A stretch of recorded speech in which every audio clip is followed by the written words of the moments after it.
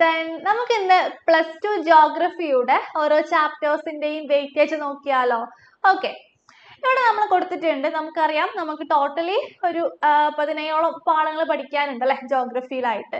ഇവിടെ ഫസ്റ്റ് പാർട്ടില് fundamentals of human geography ആണ്. Second part India people and economy ആണ്.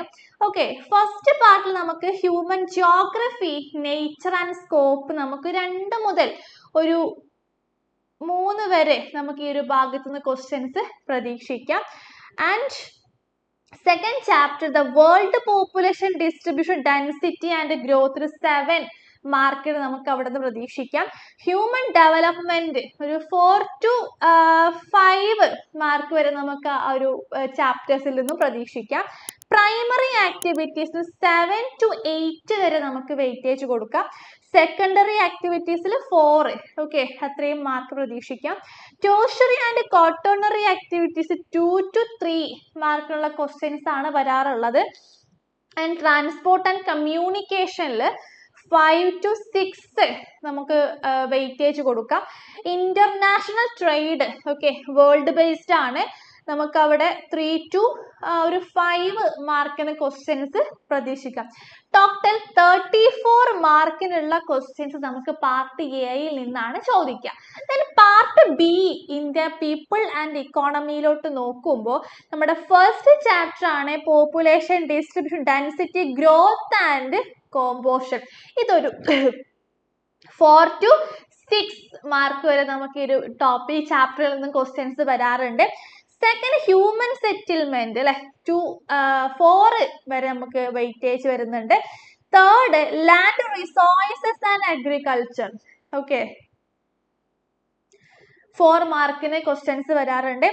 വാട്ടർ റിസോഴ്സസ് നമുക്ക് ചാപ്റ്റർ 2 to 3 ആ ഒരു ലെവലാണ് ക്വസ്റ്റ്യൻസ് വരാറുള്ളത്. And mineral and energy resources അല്ലെ 4 to 5 മാർക്ക് വരെ ക്വസ്റ്റ്യൻസ് വരാറുണ്ട്. Planning and sustainable development in Indian context, okay, 2 to 3 weightage വരാറുണ്ട്. ട്രാൻസ്പോർട്ട് ആൻഡ് കമ്മ്യൂണിക്കേഷൻ ഇന്ത്യന്റെ കേസിലാണ് നമുക്ക് 2 to 5 വരെ നമുക്ക് ഈ ഒരു ഭാഗത്ത് നിന്ന് ക്വസ്റ്റ്യൻസ് വരാറുണ്ട്. ഇന്റർനാഷണൽ ട്രേഡ് 2 to 4 വരെ നമുക്ക് ഈ ഒരു ഭാഗത്ത് നിന്ന് ക്വസ്റ്റ്യൻസ് കാണാറുണ്ട്. The last chapter, geographical perspective on selected issues and problems ആണ്. ഒരു 2 to 3 വരെ നമുക്ക് ഈ ഒരു ഭാഗത്ത് നിന്ന് ക്വസ്റ്റ്യൻസ് വരും. അപ്പോൾ ടോട്ടൽ ഒരു 26 മാർക്കിനുള്ള ക്വസ്റ്റ്യൻസ് ആണ് നമുക്ക് ഈ ഒരു ഭാഗത്ത് നിന്ന്. 60 മാർക്കിന്റെ പേപ്പർ ആണ്. ഓക്കെ, അപ്പോൾ നമുക്ക് ഏതൊക്കെയാണ് എസ്സേ ടോപ്പിക്കുകളുള്ള ചാപ്റ്റേഴ്സ് നോക്കാം.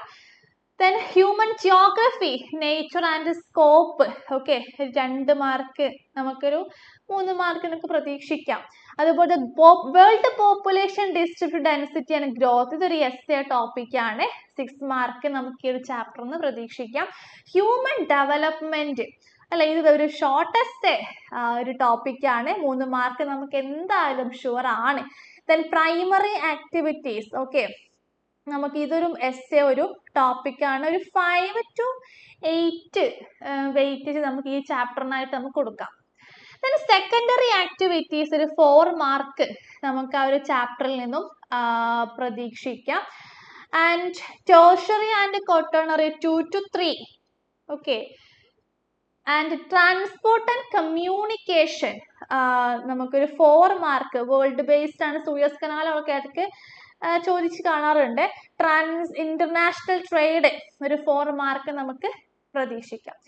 Next population distribution density growth and composition ആണ്. ഇതൊരു എസ്സേ ടോപ്പിക് ആണ്.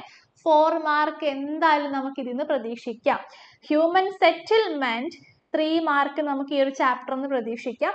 ലാൻഡ് റിസോഴ്സസ് ആൻഡ് അഗ്രികൾച്ചർ ഒരു 4 മാർക്ക് നമുക്ക് ഇതിൽ എന്തായാലും പ്രതീക്ഷിക്കാം. ഇതൊരു എസ്സേ ടോപ്പിക് ആണ്. വാട്ടർ റിസോഴ്സസ് നമുക്ക് 2 മാർക്കിന് പ്രതീക്ഷിക്കാം.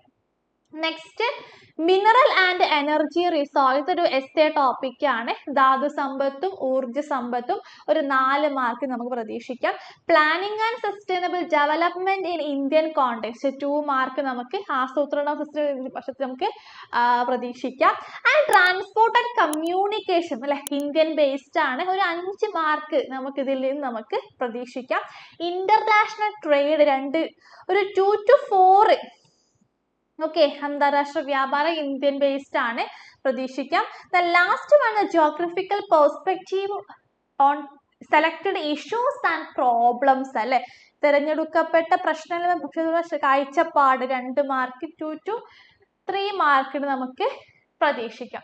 അപ്പൊ ഇത്രയും ചാപ്റ്റേഴ്സ് ആണ് നമുക്ക് +2 ജോഗ്രഫിയിൽ അല്ലെ പഠിക്കാനുള്ളത്. അപ്പോൾ ഓരോ ചാപ്റ്റേഴ്സിലും ഏതൊക്കെയാണ് എസ്സേ ടോപ്പിക്ക് നിങ്ങൾക്ക് അറിയണമെന്ന് എന്ത് ചെയ്യുക, പെട്ടെന്ന് കമന്റ് ചെയ്യുക. അപ്പൊ നമുക്ക് ഇതിന്റെ വീഡിയോ ചെയ്യാം. അപ്പോൾ ഓക്കെ, താങ്ക് യു.